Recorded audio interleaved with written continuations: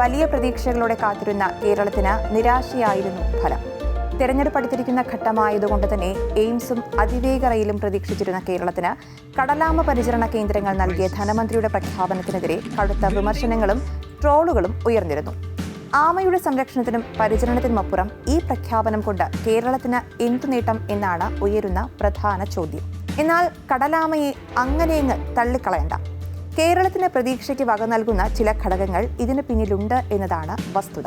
കടലാമ കാരണം ചെമ്മീൻ കർഷകർ അനുഭവിക്കുന്ന പ്രതിസന്ധി ഈ പദ്ധതി കൊണ്ട് തീരുമോ എന്നതാണ് പ്രധാന ചോദ്യം. കടലാമകളെ സംരക്ഷിക്കുന്നതിന്റെ ഭാഗമായി ഇന്ത്യ ഉൾപ്പെടെയുള്ള രാജ്യങ്ങൾക്ക് ചെമ്മീൻ ഇറക്കുമതിയിൽ അമേരിക്ക ഉപരോധം ഏർപ്പെടുത്തിയിരുന്നു.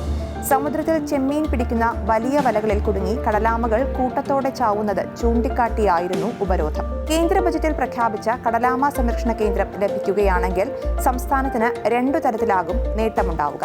ചെമ്മീൻ കയറ്റുമതിയിൽ അമേരിക്ക ഉൾപ്പെടെയുള്ള വികസിത രാജ്യങ്ങൾ കാണിക്കുന്ന വിമുഖത മാറും. ഇത് കേരളത്തിലേക്ക് കൂടുതൽ വിദേശ നാണ്യം എത്തിക്കാൻ ഇടയാക്കും. 2019 മുതൽ കടലാമകളെ സംരക്ഷിക്കുന്നില്ല എന്നതിന്റെ പേരിൽ കേരളത്തിൽ നിന്നുള്ള ചെമ്മീൻ അമേരിക്ക വിലക്കുന്നുണ്ട്. ചെമ്മീൻ വലയിൽ കുടുങ്ങി കടലാമകൾക്ക് നാശമുണ്ടാകുന്നു എന്നായിരുന്നു ആരോപണം. ഇതൊഴിവാക്കാൻ ടെഡ് അഥവാ ടർട്ടിൽ എക്സ്ക്ലൂഡർ ഡിവൈസ് വല ഉപയോഗിക്കണമെന്നും US നിഷ്കർഷിച്ചിരുന്നു. ചെമ്മീനെ വിഴുങ്ങാൻ വരുമ്പോൾ ട്രോൾ വലകളിൽ കുടുങ്ങി ശ്വാസം കിട്ടാതെ കടലാമകളുടെ ജീവന് ഭീഷണിയാകുന്നുവെന്നായിരുന്നു കണ്ടെത്തൽ. ചെമ്മീൻ പിടിക്കുമ്പോൾ ആമകൾക്ക് രക്ഷപ്പെടാൻ സഹായിക്കുന്ന ടർട്ടിൽ എക്സ്ക്ലൂഡർ ഡിവൈസുകൾ ഘടിപ്പിച്ച വലകൾ ഉപയോഗിക്കുന്ന രാജ്യങ്ങളിൽ നിന്ന് മാത്രമേ ചെമ്മീൻ വാങ്ങൂവെന്ന് അമേരിക്ക പ്രഖ്യാപിച്ചു. 2019 അമേരിക്ക ഏർപ്പെടുത്തിയ ഉപരോധം കാരണം ഇന്ത്യക്ക് പ്രതിവർഷം ഏകദേശം 2500 കോടി രൂപയുടെ നഷ്ടമാണ് സംഭവിക്കുന്നത്. കേരളത്തിൽ നിന്ന് വൻതോതിൽ കയറ്റുമതി ചെയ്തിരുന്ന ചെമ്മീൻ വിപണിയെ ഇത് വലിയ തോതിൽ ബാധിച്ചിരുന്നു. എന്നാൽ ഇത്തരം വലകളിലൂടെ മത്സ്യങ്ങളും രക്ഷപ്പെടുമെന്ന് വാദിച്ച് മത്സ്യത്തൊഴിലാളികൾ ഇതിനെ എതിർത്തിരുന്നു. കൊച്ചിയിലെ സെൻട്രൽ മറൈൻ ഇൻസ്റ്റിറ്റ്യൂട്ട് പുതിയ തരം ടെഡ് വികസിപ്പിച്ചെടുത്തിട്ടുണ്ട്. അതോടെ വലകളുടെ പ്രശ്നം പരിഹരിക്കാമെന്നാണ് റിപ്പോർട്ട്. ഒപ്പം അബദ്ധത്തിൽ പരിക്കുപറ്റുന്ന കടലാമകളെ സംരക്ഷിക്കാനും കേന്ദ്രത്തിലൂടെ കഴിയും. മാത്രമല്ല, സംരക്ഷണ കേന്ദ്രം കാണാനും ആമകളെ കാണാനുമായി ടൂറിസ്റ്റുകൾ എത്തുമെന്നതാണ് രണ്ടാമത്തെ നേട്ടം. രാജ്യത്ത് കടലാമ സംരക്ഷണം നന്നായി നടക്കുന്നത് ഒഡീഷയിലാണ്. അവിടെ ഗഹർമാത ഉൾപ്പെടെയുള്ള തീരത്ത് 5 ലക്ഷത്തോളം ആമകളാണ് സീസണിൽ മുട്ടയിടാനായി എത്തുന്നത്. ഈ മനോഹര ദൃശ്യം കാണാൻ ലോകത്തിന്റെ നാനാഭാഗത്തു നിന്ന് വിദേശികൾ എത്തുന്നത് സംസ്ഥാനത്തിന് വലിയ നേട്ടമാകുന്നു.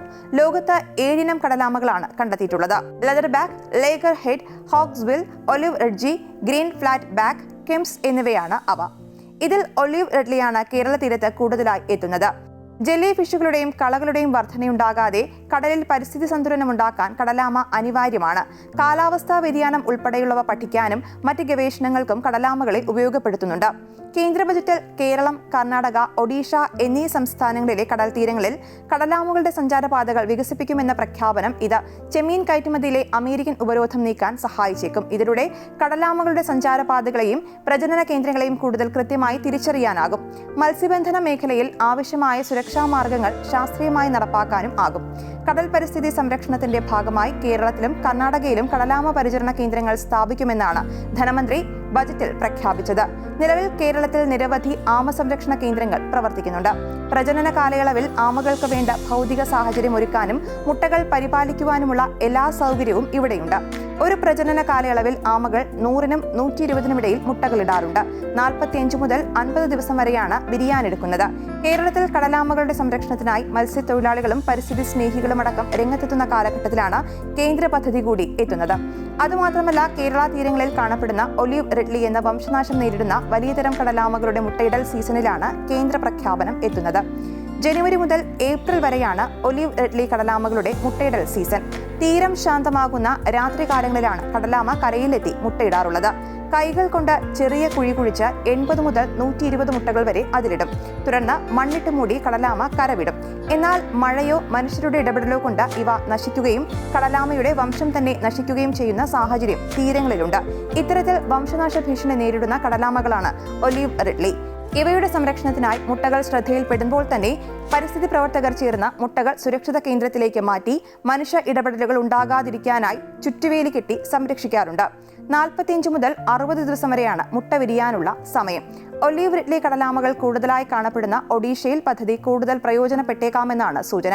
ഇവിടെ വർഷം തോറും നവംബർ മുതൽ മെയ് വരെ 5 ലക്ഷം വരെ കടലാമകൾ മുട്ടയിടാനെത്തുന്നുണ്ട്. ഒഡീഷയിലെ ഋഷികുല്യ ബീച്ചാണ് പെൺകടലാമകളുടെ ഇഷ്ടകേന്ദ്രം. കർണാടകത്തിലെ 300 കിലോമീറ്റർ നീളമുള്ള തീരപ്രദേശങ്ങളിൽ ഉൾപ്പെടുന്ന ഉത്തര കന്നഡ, ഉടുപ്പി, ദക്ഷിണ കന്നഡ ജില്ലകളിൽ ഒലിവ് റിഡ്ലി കടലാമകൾക്ക് മുട്ടയിടാൻ പറ്റിയ മണൽ നിറഞ്ഞ ബീച്ചുകളുണ്ട്. മുട്ടയിടൽ സീസൺ ആരംഭിച്ചതോടെ കർണാടക വനംവകുപ്പിന്റെ നേതൃത്വത്തിൽ മംഗളൂരു തീരങ്ങളിൽ പ്രത്യേക ക്രമീകരണങ്ങൾ ഒരുക്കാറുണ്ട്.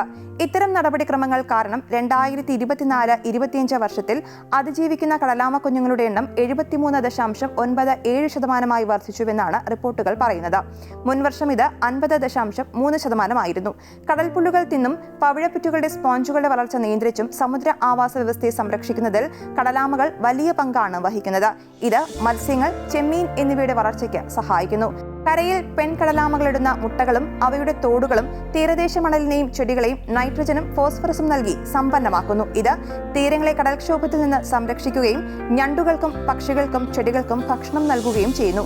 ഈ പോഷക സംക്രമണം തീരദേശ ആവാസ വ്യവസ്ഥയെ നിലനിർത്തുവാനും സഹായിക്കുന്നതാണ്.